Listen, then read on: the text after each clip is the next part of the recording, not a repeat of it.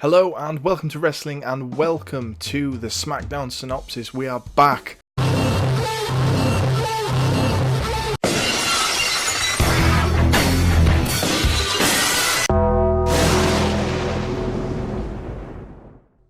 I thought with Smackdown starting on Fox, we would get a video up and try and keep up with it for the foreseeable future again. It's been about 5 months, I think, since we really did have a regular sort of output. Maybe not as long as that, I don't quite know. Anyway, so Smackdown is on Fox. It's a brand new start for the show, and it looks as if it's going to be the A show from now on. Michael Cole and Corey Graves have been moved over to the commentary on Smackdown. So, interestingly, there's just them two. I thought it was going to be a three-man team on Smackdown like normal, but that wasn't the case. So, I'm not sure what's happening there with that one. But the show kicks off with Mr. McMahon, of course. He comes out to introduce this new era for Smackdown. And just looking at the stage setup as well, it has kind of like a sci-fi look to it, I thought. And then the intro rolls after Mr. McMahon has said welcome to Smackdown. And the intro has all the superstars in like large holograms flying about the arena, and it was pretty cool. AC/DC blasts out for the theme tune, which I quite like. And there's pyro. Oh my god, we've got pyro again. It's been a long time since we had it on the weekly show, so that's good to see. Really like that. So we start off with Becky Lynch heading out with her Raw title. She's got some more like smoke effects rather than pyro at the back of her. We get an info bar accompanying all the superstars for the night, telling you little facts about them, kind of like the old school look of Smackdown. So as I say, Cole and Graves are the ones on commentary. I did think that Renee was going to be there, but apparently not. I think she's doing some sort of backstage show now, so not sure. But I will definitely prefer having a two-man commentary team. If they keep it at that going forward, that would be preferable. King Corbin heads out to cut Becky Lynch off as she's doing a little promo. Before he gets to say much of anything, when he gets to the ring, he's coming through the ropes. We hear, "If you smell," for the first time in ages, The Rock has come home. So I didn't think this was actually how they were going to use The Rock. I thought he would come and do kind of like the introductory type thing, but he basically comes out. He and the man berate Baron Corbin for the next 10 minutes. The Rock's just great, isn't he? He's so good at promos. One of the best ever on the mic. So as good as he always was. They end up beating Corbin down. We get a people's elbow. We get a rock bottom. Then the fun is all over and The Rock is gone. But not until after he yells his famous catchphrase once again. Just a little side comment on Baron Corbin. I think he is a fantastic fall guy for the WWE. It makes perfect sense having him be King of the Ring, because they can use him in sort of segments like this throughout the next year. Following this, we immediately get the women's tag match between, Becky and Charlotte on a team versus Sasha and Bayley. I will just start by saying I've not been watching as much WWE, hence the channel being a little bit dormant, and I don't know exactly what's going on with some of the storylines. So loads of back and forth between these four awesome superstars. Becky and Charlotte always look slightly ahead though. We see a exploders, leg drops, moonsaults, and finally the figure 8 leg lock, which makes Bayley tap out. And we get the New Day backstage, and they're letting Kofi take his challenge of Brock Lesnar all on his own. That's what Woods and Big E say, and that's later on in the night, the main event. Seth heads out with the Universal title, and then the Firefly Funhouse starts. We're reintroduced to the characters from the Firefly Funhouse. Obviously with this moving to Fox, I think they're kind of wanting to reintroduce a few things. We get Ramblin' Rabbit. He's playing Seth Rollins in a little mock version of what's going to happen at Hell in a Cell. And we have Mercy the Buzzard as the Fiend. And Ramblin' Rabbit gets killed once again, like he does often. He will be back though. He seems to be able to come back from the dead. Shinsuke Nakamura is then introduced as Seth Rollins' opponent after we see Firefly Funhouse.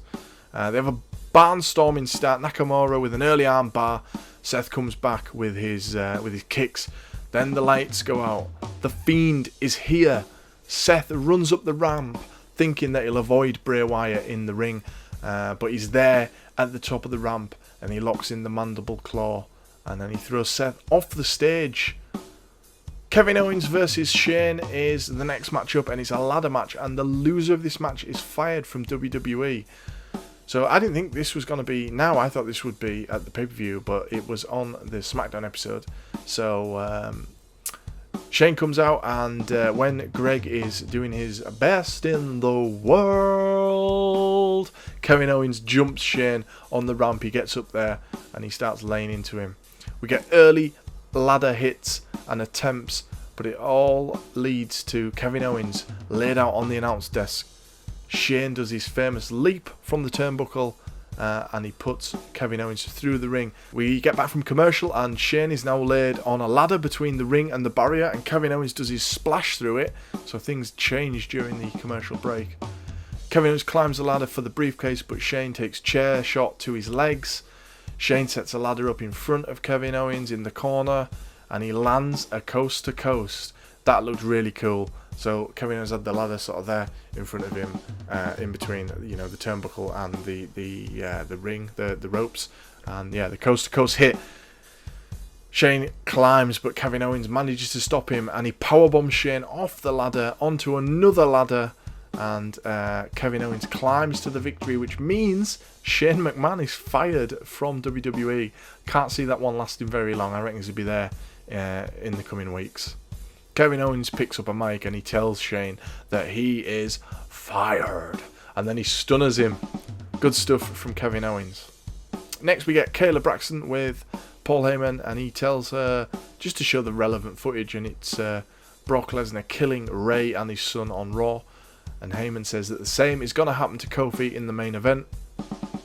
Next we get an 8-man tag, which to me felt very much like, let's just get all of the best people on the show, because it was Miz, Heavy Machinery and Braun versus Dolph, Robert Roode, Randy Orton and AJ Styles. Very weird collection of superstars, but anyway, we got to see loads of finishers. It's one of these crazy matches where everyone hits their finisher. Braun does his little thing around the edge of the ring, knocking everyone out with his shoulder. Then he finds Tyson Fury, who was introduced in the crowd earlier on in the night, and Braun squares up to Tyson Fury. They have a little bit of fun, and then Braun throws Dolph Ziggler at Fury, so a little bit of interest there. Strowman eats a super kick, but he still manages to win it with his running power slam on Dolph Ziggler. And then, after this, Tyson Fury tries to jump the barrier to get to Braun, but the security stop him, so setting something up here. It looks like this might be what Braun Strowman does at Mania this year. He still isn't going to get to that main event level by the looks of it, but pretty cool thing for him to be doing, and not a bad scoop for WWE.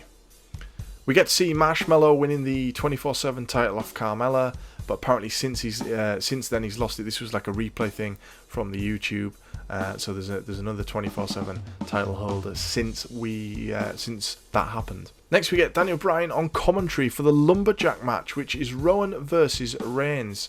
And Rowan, early on in the match, he's thrown out after Reigns has been thrown out. Reigns gets thrown out, and the Lumbers kind of go a bit crazy on him and throw him back in because it's the heel ones.